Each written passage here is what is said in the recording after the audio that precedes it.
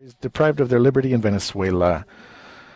My name is Yulisa Matia Falcon, chairperson of the commission, and I am accompanied by the commissioners, the following commissioners: Roberta Clark and Commissioner Carlos Bernal. We are also present at this hearing is the adjunct secretary, the special rapporteur,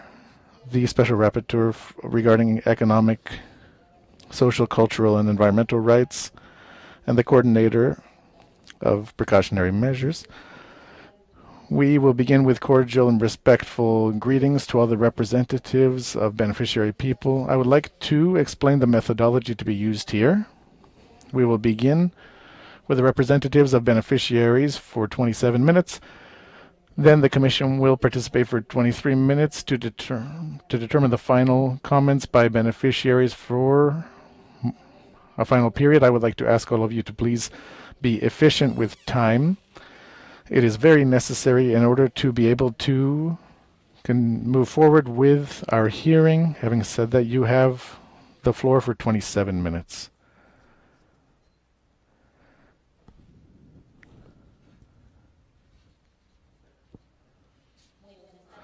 Very good afternoon.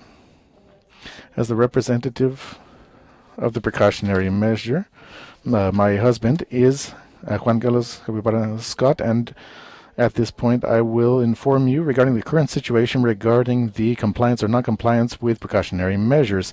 After spending 4 years and 1 month in the grave, 3 meters underground, following psychological torture and solitary confinement, on Thursday, September 30th, 2021, he was transferred without notification to his attorneys or family members to Sebin Helicoide.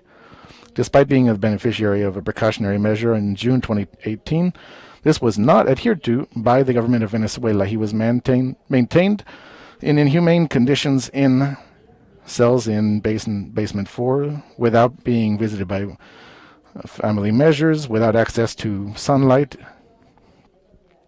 and be kept in very extremely low temperatures in order to torture him. After 3 years, he was submitted to a surgery procedure on his testicles, which were removed during the torture at the time of his capture. The interpreters have asked you to please speak a bit more slowly. Thank you. After 3 years and continuous negotiations to be transferred to a medical center, he was subjected to a surgery on his testicles, which had been disconnected during the torture at the time when he was detained. The forensic exam demonstrates this. This surgical procedure was conducted in an improvised area within the facilities, which did not have even the minimal health and sanitary conditions required. 5 years later, in November 2022, authorization was given for a urologist in order to be able to enter the detention center and evaluate him. The doctor conducted the general evaluation. However, it was not possible to conduct the ultrasound recommended by the forensic doctor. To this end, it was necessary to transfer him to a medical center. Finally, he was transferred to a medical center to be evaluated on October 12, 2021, to be evaluated for symptoms of COVID-19 following the death of his cellmate, Baduel, due to a cardiorespiratory heart attack for COVID-19 after not receiving medical attention. One of his cellmates had to die for this to occur. After being transferred to Helicoide, 4 detainees were kept in approximately 4 by 2.5 meter cells without windows. Study, labor, and recreation activities are restricted to which others have access to in the same fashion. They are not allowed to have contact with other detainees. Cahuaripano is kept in one jail within another jail. 5 years and 5 months have gone by, and he is still being detained in contravention of the contents of Article 230 of the Organic Procedural Criminal Code of Venezuela, which indicates that a person cannot be detained for more than 2 years without sentencing. The oral and public hearing began on February 3rd of this year, despite the fact that he was detained in August of 2017. He is illegally being detained and being illegally deprived of his human right to live in freedom, and there is no expectation for a trial because the courts are led by the executive authority. Here I am before you publicly stating the situation of my husband, which may have consequences for the detained person. However, the Aguaripano family is not afraid. He may not be allowed to have contact with his daughter, but for some time as punishment, but that's why I'm here. I'm here to defend my father and denounce before the world how Venezuela is systematically violating human rights. The family and his representatives are still fearing for his life, his physical and mental health, and fearing physical annihilation and progressive emotional deterioration due to the conditions to which he is subjected. Good afternoon. I'm with the Castle Institute.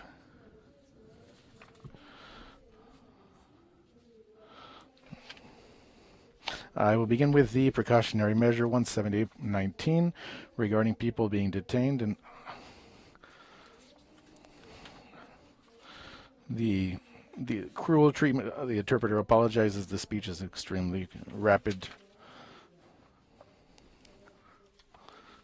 I'm sorry, I would like to ask you to please speak more slowly. There is an issue with the interpretation because of the speed at which you're speaking. There are many measures. The cells located in the 3 basements do not follow the minimum standards for detention. They do not have ventilation or natural air. They're breathing carbon monoxide, polluted air due to the vehicles that come nearby, which causes severe respiratory illnesses. The victims have spent weeks and even months without coming up to the surface. Such tortures as the lack of living necessities, prolonged isolation, privation, sensory deprivation, deprivation from family visits and telephone calls. These are currently part of the treatment that they received. Remodeling has done with the victims locked up 24 hours a day, no matter the toxicity of the materials. Ever since this precautionary measure was issued, at least 5 political prisoners have made attempts on their life. Several of them suffer from severe depression and panic attacks. The health facilities do not have medication, and the family members are those who have, even before the pandemic, who have brought medicine. All present the results of torture and have not been received attention. People have been declared as arbitrary by the UN, and they're still declared, such as is the case with the following people. General Hernandez Acosta, case number 289119, suffers from type 2 diabetes. He has 3 gastrointestinal operations, and he is a patient with severe heart syndrome. He needs repeat exams for glucose and health and heart issues, and when he is brought out, the specialized exams are not conducted that he needs, and family members are those who need to bring medicine to him. Colonel Marin Chaparro, case number 130218, has not had any medical checkup ever since he was detained. He has not had blood exams or electrocardiograms to evaluate his hypertension, heart, and lungs. He suffers from aggravated pulmonary issues because he has been kept underground for 4 years. He has various health conditions, partial vision lost in his left eye, and hypertension. In addition, he is not allowed to go to the doctor's office. Colonel Osvaldo Garcia Palomo, case number 11519. He has been there for 4 years in basement number 3 with back pain and pain in the extremities due to torture that he suffered with and prolonged periods of solitary isolation. He has been locked up in a 2x2 meter cell. He shows hearing damage due and severe headaches and other conditions that have not been treated. Captain Navio Luis Humberto de la Sota, case number 86218. He is currently detained at DGCIM Fuerte Tiuna. The first months he was subjected to a severe solitary confinement in a polluted cell with pests in it. He has suffered depression and deterioration of his health. De la Sota suffers from hypertension, hypertriglycemia, vertigo, renal calculation chronic renal insufficiency and the presence of blood in his urine. He urgently needs a colonoscopy and psychiatric attention. He has also, the UN resolution has also not been obeyed regarding his arbitrary detention. Luis Alexander Bandres Figueroa, case 8319. He is detained in a military jail. He has been punished various times in the torture cell known as El Tigrito. He has no access to any means of entertainment. He suffers from severe psychological affections. He has several times expressed that he is tired and he wishes to take his own life to end the suffering and his family's suffering. His wife and his children have been harassed when they have come to visit him. They have been inappropriately searched.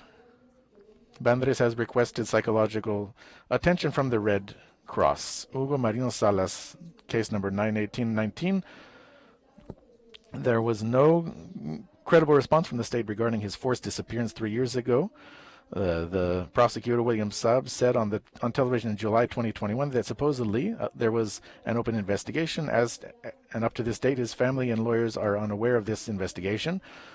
An official with the Office of the High Commissioner of Human Rights has informed us that an attorney attempted to meet with the mother virtually and requested access to the file up to this point. After this petition, the state's silence is overwhelming. Thank you very much.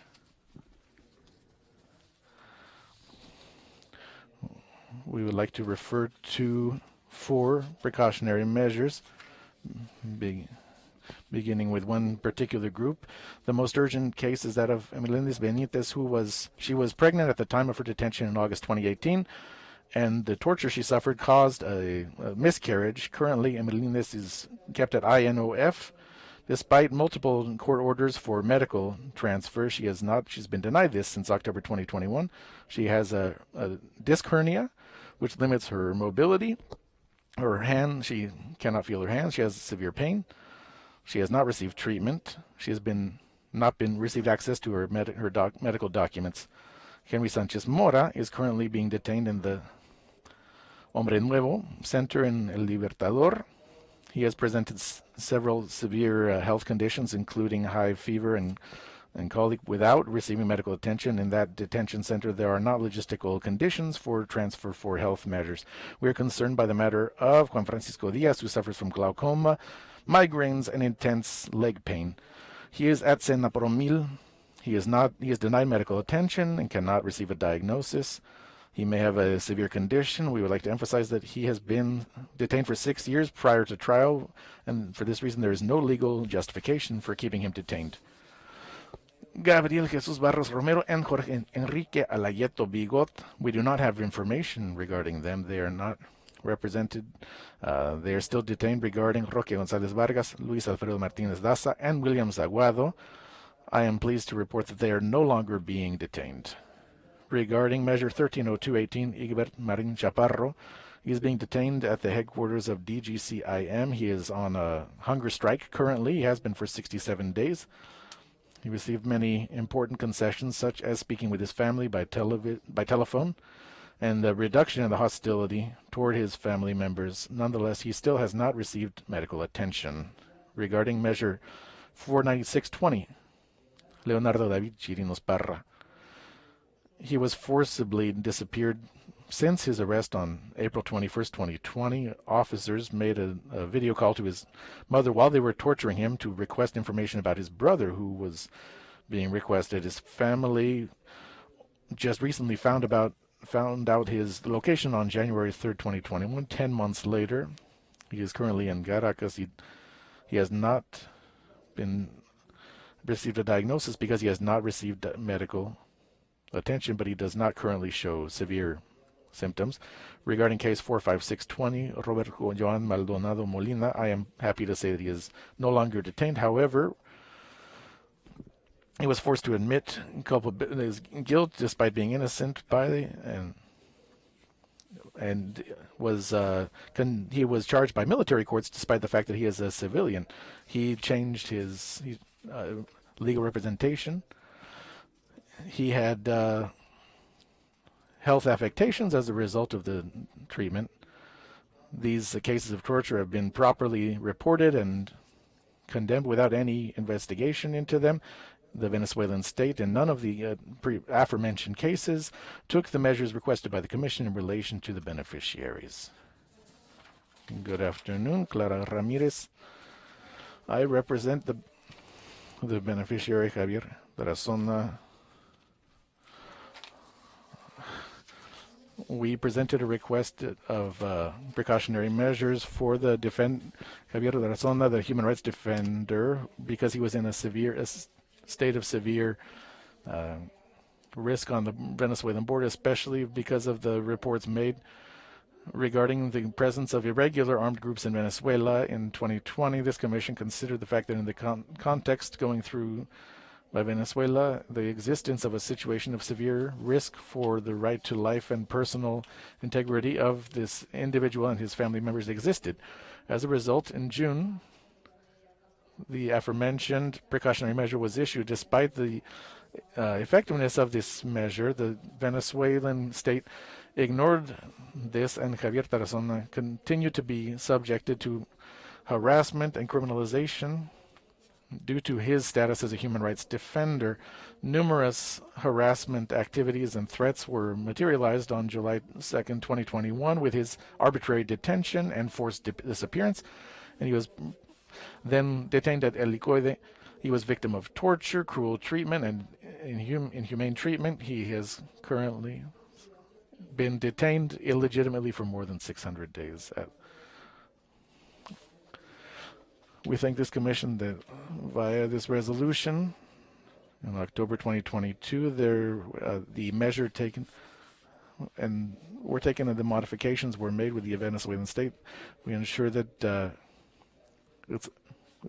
state guarantees that the interpreter apologizes. The speaker is speaking extremely rapidly. Interpreter cannot interpret fully.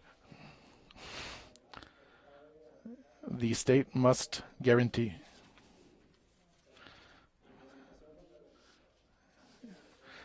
such as any other form of punishment against him. The state must guarantee access to attention and medical treatment in order to ensure his access to the highest level of health possible. The aforementioned, is providing him the medication required due to his illnesses and access to independent doctors.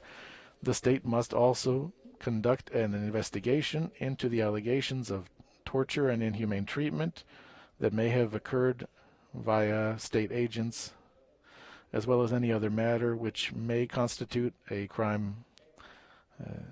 Regarding this, the Venezuelan state up to this point has not adopted any of the measures requested by this commission and has also not freed him from arbitrary detention.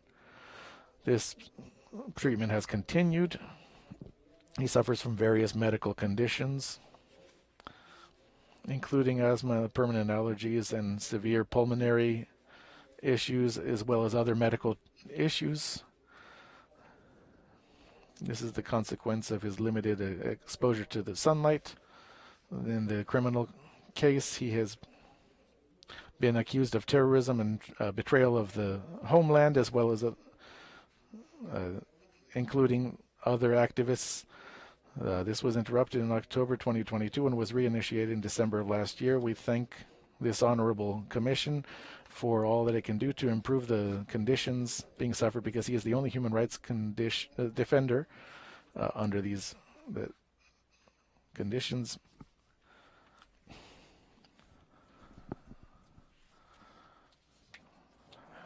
Good afternoon.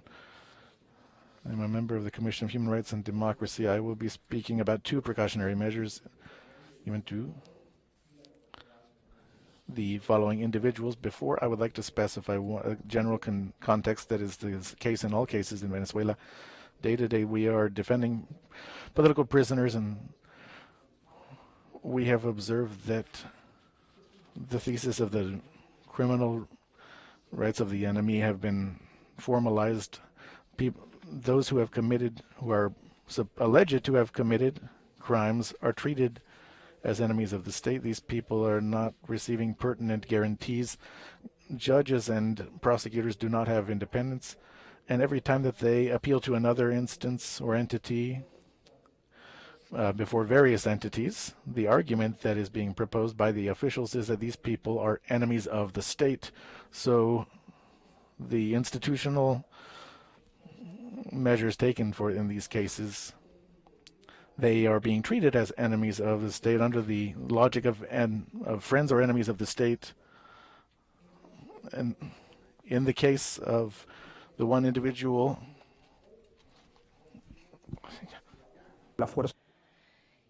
he came to the attention of the authorities because of his role in the military, and he is on the list of 297 political prisoners currently kept in Venezuela, and most of them are members of the military. By the way, 180 are militaries. He was victim of torture for 60 days, and then he was sent to Ramo Verde, where he's not been given the correct medical attention. There is actually no center where they can deal with these health issues, and this Lieutenant Colonel Morero needs urgent medical care, and it's not been possible to provide him with that because they don't have the right medical care installations or centers available. What we have been doing for this Lieutenant Colonel Libota Marrera, they have not responded to us, and the precautionary measure to date, the judges have not responded to this precautionary measure in this case. So this Lieutenant Colonel suffers of post-traumatic stress disorder, insomnia, and other health issues due to the torture he went through. He's not recovered, so we are requesting that doctors see him, specialists in psychological issues. We've been requesting this, but so far to date, this Lieutenant Colonel has not been seen. He was condemned a few weeks ago, and the defense, in terms were appealing his sentence. The courts have actually found that our request has been dismissed. Therefore, he is now sentenced as Lieutenant Colonel, and the conditions under which he is being held in the penitentiary of Ramo Verde, we should understand that they do not protect the inmates there, as is known by this honorable commission. For example, the prison guards are not people who are professional prison guards in this area, and at least out of every 10, at least only 2 of them have been properly trained as prison guards. The rest of them do not understand how to treat inmates. They are not aware of human rights, and this also has an impact for those people who are deprived of their liberty, including the Lieutenant Colonel Marrero. Also, we should state that in this case, he was forced to admit to acts that he never committed. So we also have Mr. Luis Peroso, who was tortured when he was in custody in 2 different centers, in Difícil and in Hombre Nuevo, in another centers. He was subjected to degrading and cruel treatment.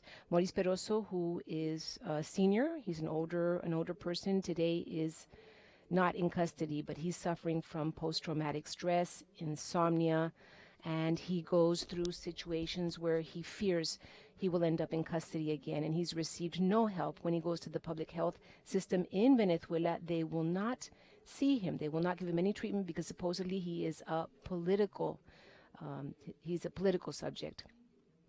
So currently, we consider that his life is in danger. He will not do well because he's not able to return to society. They will not allow him, for example, to work. His bank accounts have been closed down. He's no longer able to support himself due to everything that he has been through. Thank you very much. Carlos Viceño from Defiende Venezuela. Honorable Commissioners, I am now going to speak on Measure 629 of 2020 and 613 of 2022. I would like to start by pointing out to you the context within which the cases that my colleagues have described to you, the context of them. We find that these entities in Venezuela are very tolerant of the violations of human rights for inmates. Also, in terms of precautionary measures, the state of Venezuela has been notified by Defiende Venezuela that they must implement these measures, but we've had no response from the state in terms of implementing these precautionary measures that have already been approved and granted. Unfortunately, we also see a total lack of implementation for these measures. They have not even partially complied with these measures in order to at least relieve some of the terrible conditions that these inmates are in. These people deprived of liberty are especially vulnerable, as we know, because of what has been said out here. We know that these people are at a special disadvantage because it is the state who should protect the personal safety of these people, and they should make more of an effort in terms of implementing these measures. Measure 6989, we are speaking of Juan Jose Gamez Massa, who was detained December 24th of 2019 by DECESIM. He was incommunicado until September of 2020, and then he had a forced disappearance. DECESIM consistently denied knowing the whereabouts of Jose Gamez Massa. He was tortured, he was detained, and disappeared for more than 2 years, and of course, they have gone over the legal limits for pretrial detention in Venezuela. He has health issues, high blood pressure, eyesight problems, and other health problems. He's currently in El Rodeo, and his precautionary measures are also due to be implemented still. Then we have 78322, which is HIV patient. We will not identify him by name. He was detained and he was sent to the center called, to a center in Carabobo. Over there, he has not even been diagnosed as to how far the HIV has advanced in his case. He seems to be presenting symptoms that show an advanced stage of HIV in this patient, and so this means that his life is in danger as well as his personal safety. 17th of June on 2020, the courts ordered that he receive health care, but it's incredible to state, it's very unusual to state that they have refused to transfer him so that he can get the health care that he needs for his illness. The measure was implemented on October the 9th of 2022, and here we are in March of 2023, and we see that this measure has not been implemented, so we are now requesting from the state that they please act immediately for all of these cases. Thank you, Carlos. Genesis Avila from Defiende Venezuela. Now I will speak on behalf of Mr. Jose Ernesto Lasorza with precautionary measure 333-2021 from December 26th of 2022. Mr. Lasorza was detained on September the 15th of 2020 by CIDH.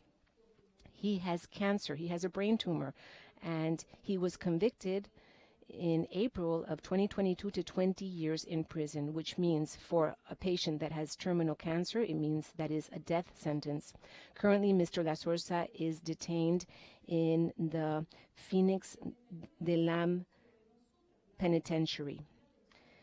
He was ordered to be transferred to receive medical treatment. He was ordered transferred by the Public Defender's Office. However, it's the penitentiary authorities, the ones who work under the command of the executive power in Venezuela, who have denied him that transfer despite it having been approved by the state courts. Currently, he has only received some slight attention, a diagnosis, who have confirmed that he is a terminal patient. Despite that, he does not receive any medical treatment. So with this entire group of precautionary measures that we have seen, we have observed that in Venezuela, they don't really deal with any violations of human rights, especially for those people who are in custody, who are deprived of liberty, and they are completely vulnerable because they are under the total control and power of the state. This is a state that has denied them any type of medical assistance for their illnesses, for their health conditions, which persist, especially due to the cruel, inhuman, and degrading treatment that they receive, that they are under day after day in these penitentiary centers that they have to live in Venezuela. Your time is up. I've given you actually 2 extra minutes for you to conclude. So I think in the second part, unless you're about to finish, I can give you 1 more minute. Yes, 1 more minute. Thank you. Thank you, Commissioner.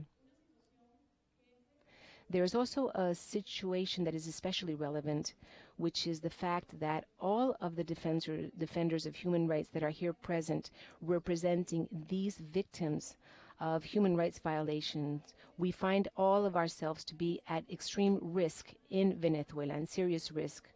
So for the Human Rights Commission, we would like a press release condemning this type of situations and also supporting the work of civil society in Venezuela.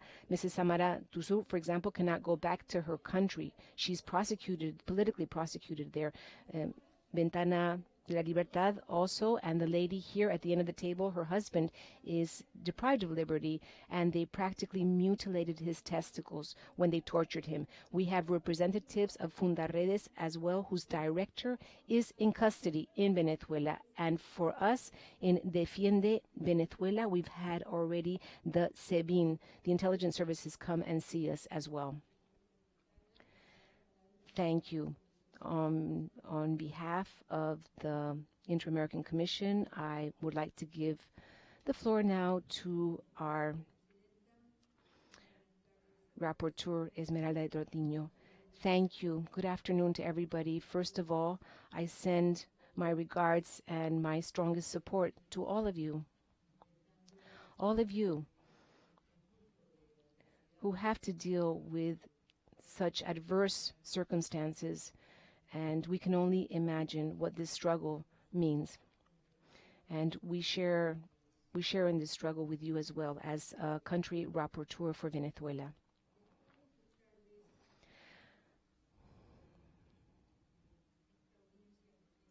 After listening to you at this hearing, which is a follow-up hearing exactly on this, on the precautionary measures in order to evaluate whether they are being complied with, whether they are being applied,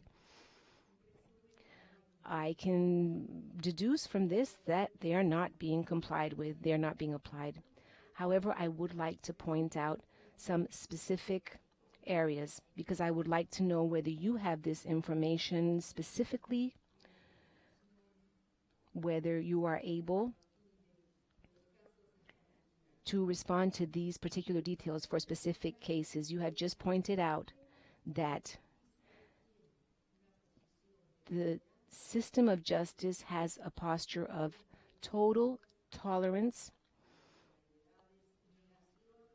when dealing with all of this arbitrary action and denial of rights, even when it comes to complying with their own decisions. So dealing with this reality for all of you as defenders of human rights, as representatives of these struggles for defense, what is the mechanism that you have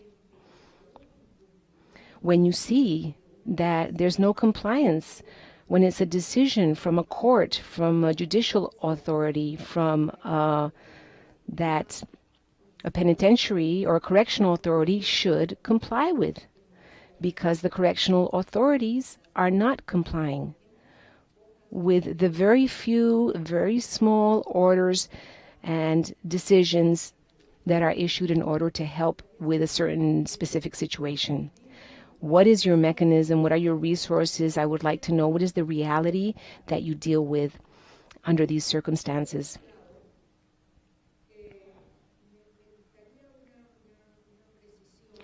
Also, I would like a little more detail in terms of, and with this, I would like to speak in general of all of the beneficiaries of the measures that you are here representing today. I heard Some of you say. Some have been already out of custody, have been set free. Some of them have been sentenced. It's important for the commission to have this type of detail, to know exactly who are the beneficiaries who have been set free or are out of custody, and what is their situation, as you have set out, as you've explained. How are they doing now that they're out of custody? If they're not able to get work, if they're not able to have any access to health care, because public health care will not provide them with any care. So now that they have to deal with that reality, what is the formula that you apply in order to get some kind of a response, even if it's a negative response from the state and from the authorities? I don't know if I'm being very clear with what I would like to know. And I would like to end by once again expressing my support for all the work that you do, my commitment to supporting you, that we will continue with our follow-up. We will continue to support you to try and see that these human rights are really complied with. And as for the people deprived of liberty, well, that issue, I think one of the commissioners our Commissioner Bernal will speak to that. Being deprived of liberty, when liberty is a supreme right that accompanies all your other rights, and also the responsibility that the state has as the protector, the guarantor of life, of safety, of all the people that they have in custody. That's a key element. When we hear what you are demanding, what you are requesting in terms of complying with these human rights, and it's the responsibility as well of the Inter-American Commission to demand these rights from the state. Thank you, Commissioner. Thank you, Rapporteur, Commissioner Bernal. Thank you very much. I don't have any questions. I just want to make 5 observations. First, Mrs. Guaguaripano, you have my support. I want to recognize your bravery. And I hope once this terrible dictatorship is gone from your country, the name of your husband and your daughter will be remembered as people who were disruptors, who changed everything, and that this day that you came here to speak publicly will be remembered in your country as something that changes history. In the second place, I would like to once again condemn not just the real threats and the real acts of torture, of violation of every single human right when a person is deprived of liberty, and it is the state who is acting this way. All of their rights are being violated every single day. This person is in a very vulnerable situation, as we have heard before. And they are vulnerable because they are subject to arbitrary decisions, to the whims of whatever person is in charge of that jail, of that custody situation. In that sense, I would like to also join in on condemning the lack of independence, of judicial independence in Venezuela, because in a country where you have judges who can go against the executive power, if that were the case, this would never happen. In the second place, using a doctrine which goes against the correct doctrine. For example, the second version of Ginton Jackson's, which is deprive somebody of due process, any person who under normal circumstances would be able to at least enjoy that right.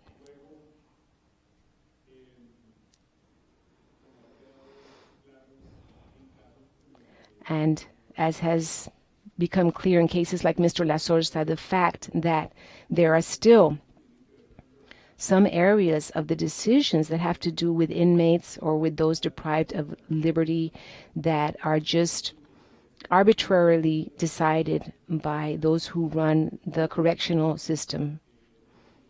And lastly, your own situations as defenders of human rights. In that sense, I beg of you that please, you can count on us. Please keep us informed and up to date as to your own personal situation.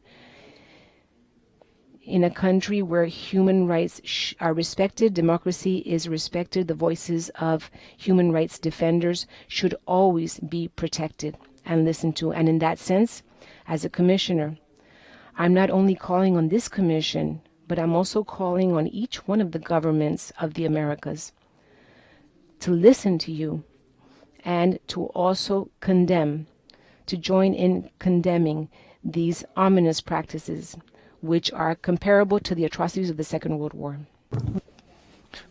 Thank you very much, Commissioner. President Mantilla, and good afternoon, everyone. I join my fellow commissioners in expressing our solidarity with your work, your demands, and work for human rights, and also recognize the egregious violations that are ongoing. And I also, like Commissioner Bernal, want to recognize your extreme bravery and courage, and indeed determination to speak for those who cannot speak for themselves here this afternoon and every day in your life, because you all are human rights defenders.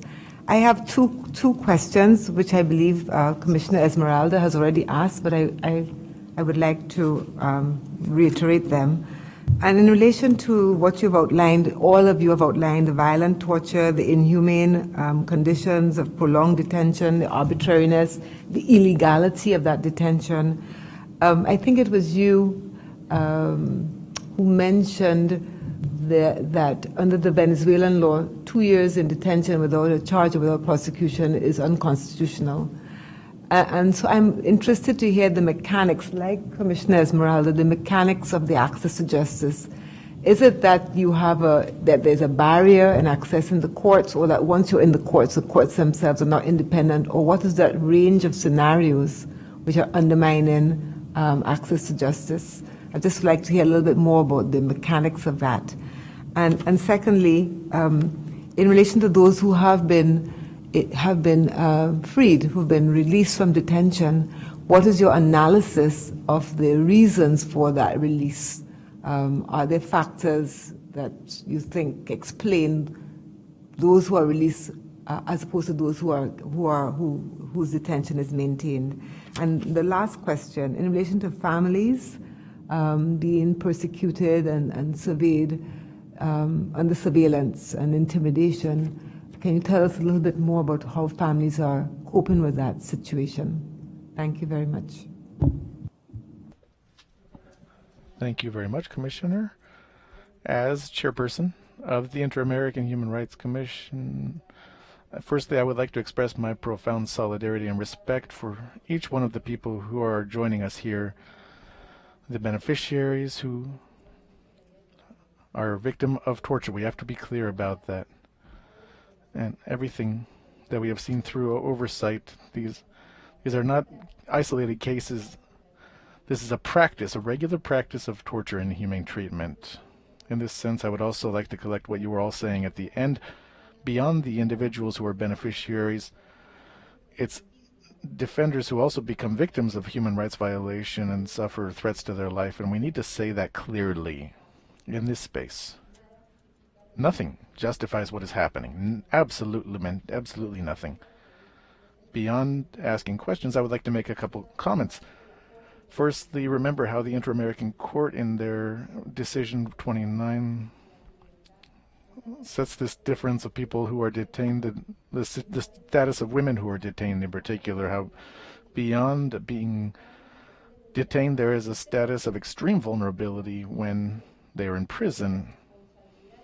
And the responsibility of the state is increased because everything that happens to a person who is in a state facility being detained, that is the direct responsibility of the state via action and omission.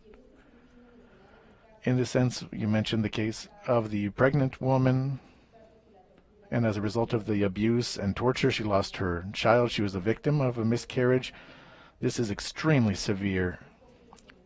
Also, this differentiated focus on the wives, as you mentioned, beyond all the harm that families suffer, has been documented, very well documented, is how the wives and daughters suffer severe threats of sexual violence and a differentiated treatment because they are women. And I would like to ask you, in as much as possible, to give us this information. It's very important. Usually in seeking justice in the history of wives and mothers, these issues are given secondary importance when in reality their suffering should be given priority and focus.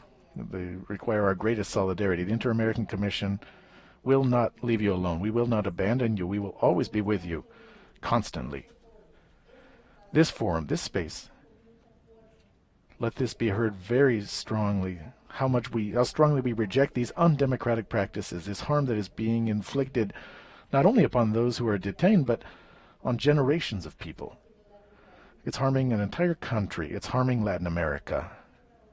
Now the Commission will conclude its participation. I will give you the remaining time to all of you beyond the time that you had, and I have been informed that we are going to begin this second segment with the video that you all have brought. So I will give you the floor now to present it.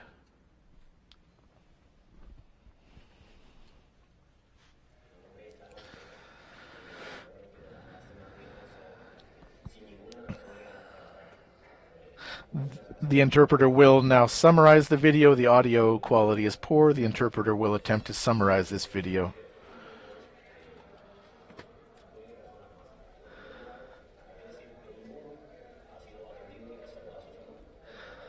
None of us have received health care.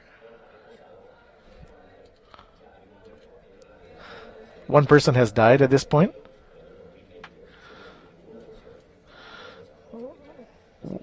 This person was not brought to the hospital.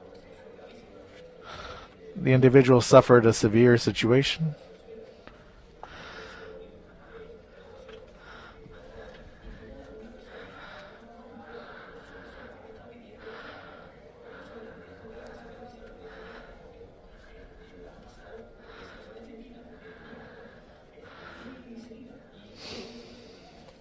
This is a critical situation.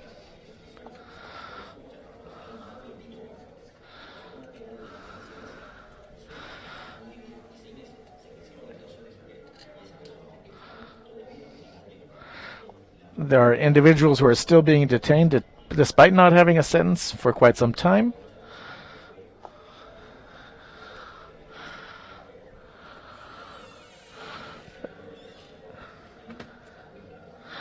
There is one detainee. He is known as the barber.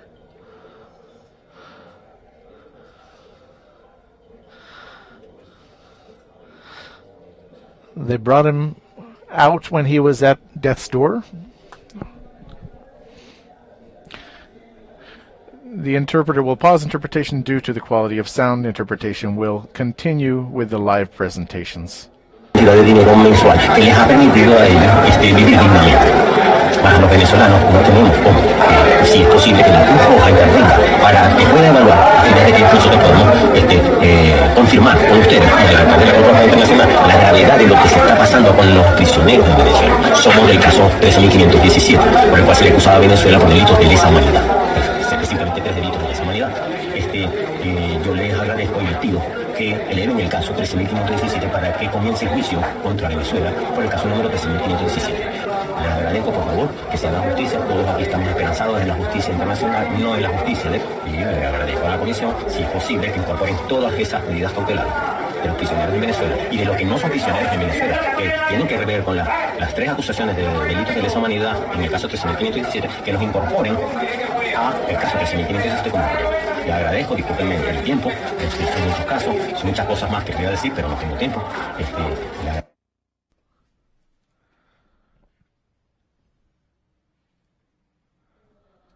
And now you have the floor. Thank you very much. Firstly, I would like to thank all of you for your words of solidarity, because in addition to a representative and a spouse, I'm also a victim And I would like to express how hard it is for us women as relatives to be in this position. My daughter had attempted kidnappings against her. As she is a Costa Rican citizen, we had the intervention of the Foreign Minister's Office. However, I suffered a kidnapping. I never publicly stated this until I was able to leave the country. At the time when I suffered the kidnapping, in these kidnapping, they put a black bag on your head. They beat you, they threaten you, and the threats always include the integrity of my daughter. This situation as a wife makes you give priority to your children. My daughter, I had to leave the country, leave my husband practically alone in these circumstances, and my husband's parents, who are also the parents of a political prisoner, they have been suffering. My mother-in-law, her health and her dementia have increased terribly. My father-in-law lives 6 hours away from the detention center for this reason. Sometimes 3, 4, 5 months go by where he can't visit his son. So yes, it's very complicated for the family, for spouses, for children. Most of us have to leave the country and continue to represent these cases from outside of the country. For this reason, all of your words are truly comforting to those of us who can receive them, because in Venezuela we don't have that support from the state or from organizations where we can really feel supported and protected. We don't have that. So knowing that the Commission is here giving us that support always, I honestly thank you so much on behalf of the wives, mothers, and daughters of each one of our political prisoners.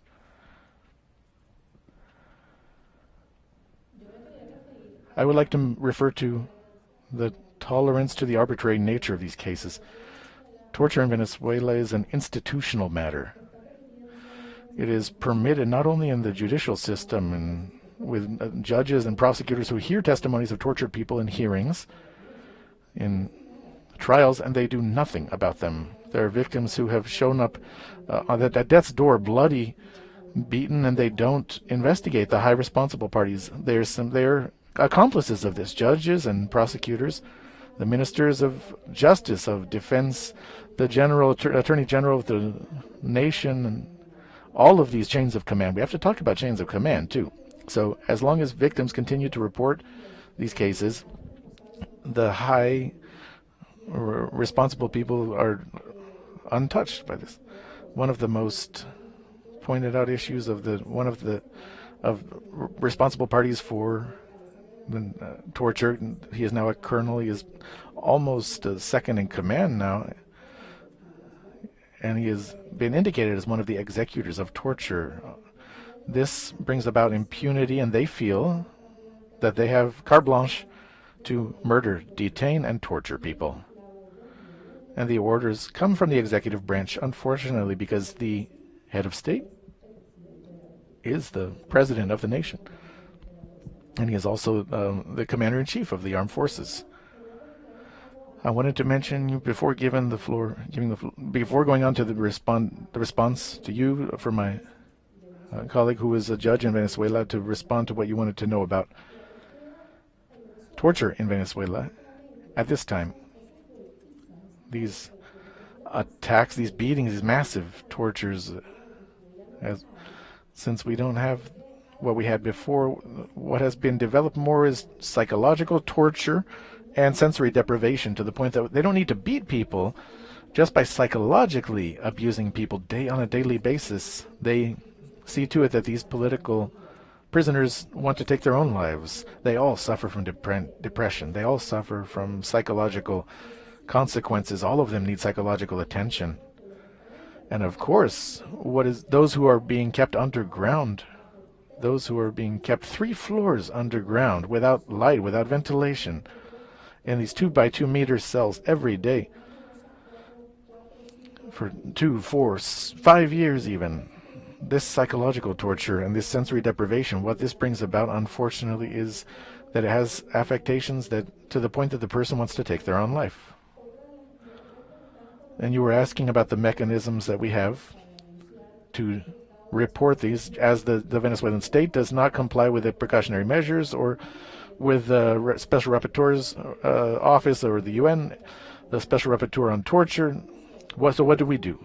In the case of Castle Institute, we make a public scandal because that's the only form that we have for them to respond to us. Political prisoners who do not report what happens it's like they don't exist. For instance, in the case of General Hernandez de la Costa, he had a severe depression. He was at death's door in October of last year. He received attention in December. Why did he receive attention? Because of the scandal on social media. Because while they say that nothing's happening in Venezuela, they don't violate human rights. All this, what they do respond to is to scandal, to what is said publicly, to what the Commission, for instance, the Inter-American Commission, says regarding what is happening to that prisoner in the case of the hunger strike of Manin Chaparro, which lasted almost 70 days. He was on hunger strike. I asked you, the Inter-American Commission, not just in writing, but also on social media, to say something. Because the regime responds, despite their claims that nothing is happening. So to have a response, we need that. I would like to ask all of you, even if they don't listen to the precautionary measures, to show your support and force the regime to respond. Also, we need to report in national justice systems with people who have dual nationality. In Spain, for instance, there is one case that we have. In Italy, there is the case of Juan Carlos Rufo. And in Peru, the case of De La Sota. And this is all very important. The state doesn't care if another justice system is asking them for an explanation. In the case of De La Sota, the Peruvian justice system opened an investigation for torture in January, and the Peruvian consulate has tried to notify De La Sota in jail, and they have not been allowed to enter. The same thing happens with another case in Spain, where the public defender's office in Spain has requested the information on the conditions, and the state has not responded. Up to this point, they have not answered to any of the 3 notifications. So what this says is that the state is what matters. It's not even about, they don't even respond to the national justice system from another country. So also, what was being asked for by Ms. Commissioner Roberta. Good afternoon. I was a criminal judge in the criminal section in the Venezuelan state. And simply regarding the procedure for precautionary measures of detention and precautionary measures, a substitutionary, the organic code establishes that the judge of the trial judge must have a hearing within 2 years when the public ministry's attorney general has not presented charges or a definitive sentence has not been reached in those cases. What should happen? There is a system that exists, an alternative system regarding the legality of all of the laws in the Venezuelan system. This alternative system requires judges, and in my case, required us to inform the Supreme Court of Justice regarding all cases that had a political nature, and we should have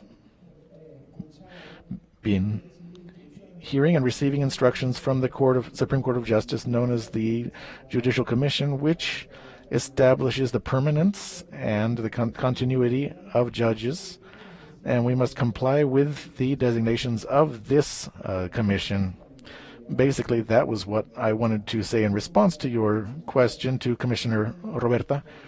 However, after these hearings, the judge could not extend beyond 2 years for the detention. Simply, the judges never had the hearing or denied it, and these detentions continued in spite of all of this. Thank you.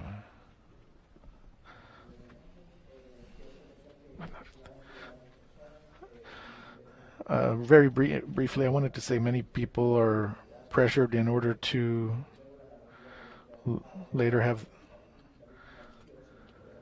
to make the state's story true, when the victim admits their guilt. So these are central factors in the forced migration that we have seen throughout the region.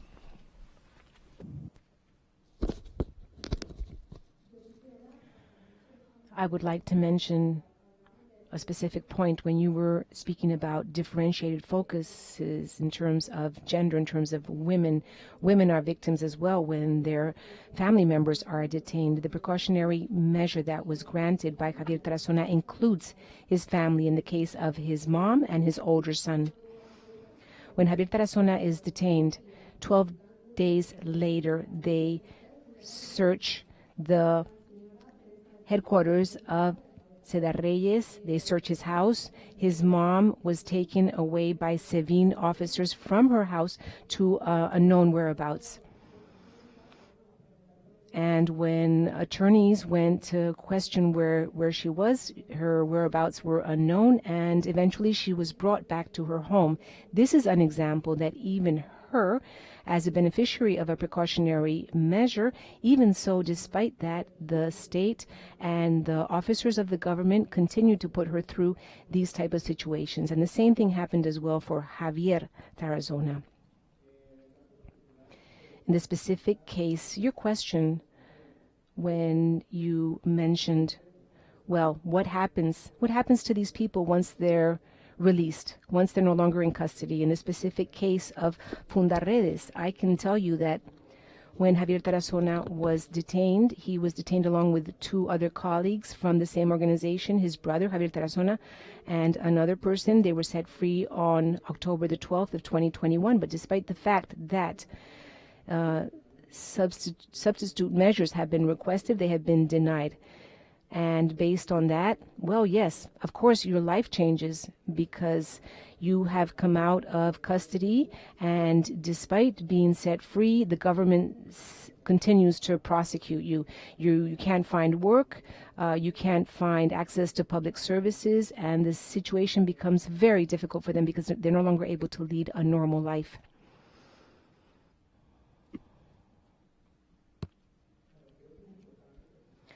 Let's see. I think it's important to clarify some of the answers that we have presented to your questions. For example, in Venezuela, it is a crime to denounce. It's a crime to report. When you report, when you denounce, you are prosecuted. For example, us, the Commission for Democracy and Human Rights, we were investigated due to the reports and the complaints that we had presented with the International Commission for the Prevention of Torture. So think about it. There is a Commission for the Prevention of Torture which was created in 2015. This law is valid in every sense, but these laws, however, are not a reality. They're not followed. With this law, any public servant who is informed of any situation of torture is obliged to immediately notify the public defender within 48 hours. We file our complaint before the judges, before the courts, verbally or orally, and the judges do not follow up with the correct procedures. We have also ratified and confirmed these reports and complaints, but we are never notified of what is the status of these complaints and these reports. From a legislative perspective, you have some very nice laws that are correctly approved. Recently, there was a law on personal freedom and personal protections, and the worst thing of all is that the public servants, the government workers, are unaware of all of these laws. They are not properly trained on how to, for example, apply the law for the prevention and punishment of torture. And lastly, in terms of the people who have been released, which I think was one of the questions that you asked, you said, how do these people get set free? How did that happen? Well, it turns out that this is just another card to play, the political prisoners. It's another move or a pawn that you can use when somebody important is going to visit the High Commissioner of X entity. Well, we set a few of them free, so we can say we are complying with all of the principles of international human rights. For example, if you review the response of the Venezuelan state to the rapporteurships or to international courts, they will say, we have a law that prevents torture. But that's not the question. The question is, have you investigated these specific cases? What is their status? So, to date, our latest report on torture, where we were told that we are being investigated ourselves for filing international complaints, we know that out of every complaint, all the ones we have presented, only one has been sent to the defense attorneys and to prosecutors. But all we know is that it has been forwarded, and we don't see any further process or progress in terms of its investigation. Thank you. Thank you very much. Well, in order to save time, I would like to specifically respond to one of the questions by Commissioner Clark. What is the mechanism? How does this repressive mechanism work as well? In the specific case of the law in criminal court, that means you can only hold somebody in pretrial detention for 2 years at the most. And other formulas in this section of the law, what really happens on a practical level is that this pretrial detention becomes the application of a sentence, early application of your sentence, because we know that the state must prove the crime that is being charged. But many times what happens with our prosecutors is when it comes to trial, they find that they don't have the evidence, they don't have the proof necessary to condemn, to find the prisoner guilty. So what do? They extend the pre-trial detention period, and they that way absolve themselves of having to demonstrate guilt. They are simply applying the sentence immediately, hiding behind pretrial detention. The case of Juan Gamez, for example, which has been heard in this session, we know that the trial has been postponed more than 12 times. This is precisely because when the prosecutors find they don't have enough evidence to get a guilty sentence, what they do is they delay. They delay the trial, and that way they delay their obligation of proving the charges. So, thank you very much. In order to conclude our presentation, I think it's very clear that the situation in which people deprived of liberty in Venezuela, their situation corresponds to a pattern of behavior by the state, to a policy. We can't say that there's a single correctional center in Venezuela where minimum conditions are respected to keep people deprived of their liberty in the right conditions. There's not a single correctional facility that complies with minimum conditions. In fact, today we can say that in Venezuela today, your correctional centers are torture centers. And we also need to add to that the situation of all those who have been arbitrarily detained for political reasons. If the situation for your common prisoner, your common person in custody, they're completely under the power of the state, what do you think will happen to those who are deprived of liberty because they have been officially recognized as enemies of the state? For these people, they live in such a terrible situation that even once they're released from custody, these people still are in serious danger and risk. I think this is something that should also be discussed today when we speak about these precautionary measures, because even when the person is released, this does not mean that the person is safe, that they're no longer in danger. Being free also does not mean full freedom, because many of them may be released, but they have certain conditions of freedom. They are not allowed to give any public statements, to move to another area, another address. They don't get any medical care. They're considered dangerous people, and other people don't want to have anything to do with them because they're also afraid of being persecuted by the state. So for all of us as defenders of human rights, as the representatives of these victims, when they ask us what are the mechanisms that you can apply, that you can use, obviously it's not what Venezuela has. It's not what we have there. Our main area of support is the international mechanisms. And so that is why it's so important to work on the terrible situation of human rights in Venezuela, and we need the help of the International Criminal Court As a matter of fact, today they're finishing their period of consultation on crimes against humanity and people deprived of liberty in Venezuela. So it's a pattern of behavior where the human rights of Venezuelans are not respected. Thank you very much. I think we're reaching the end of our hearing today. And I would like to also share with you that the court has declared that per Article 5 and 1, every person deprived of liberty has the right to live in conditions in custody that are appropriate for human dignity. The state is the responsible of these correctional centers, and they are responsible as well of protecting the well-being of their inmates. And that the level of suffering does not go beyond the suffering that being in custody entails. The state also has power over people who are deprived of liberty, and due to that, they should understand that these inmates have certain basic rights and the right to a life with dignity, and therefore the state must guarantee all of the rights of anybody who is in custody, especially the right to life, to safety, the right to having access to basic needs and to basic human dignity. And that is something that I think we should always remember. Human dignity, that is the essence of every person. That's the essence of human rights.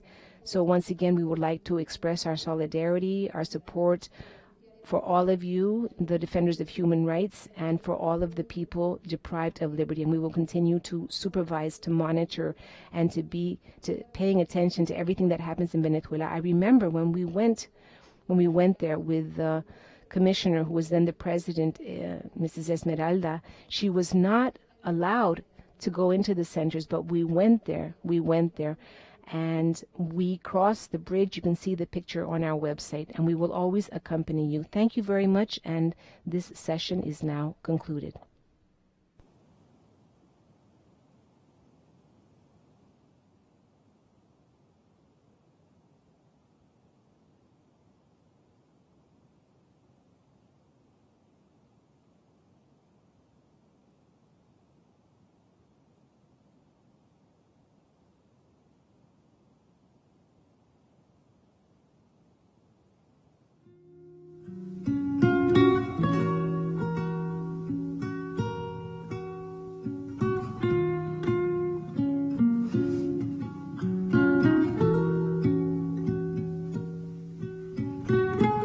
Recording stopped.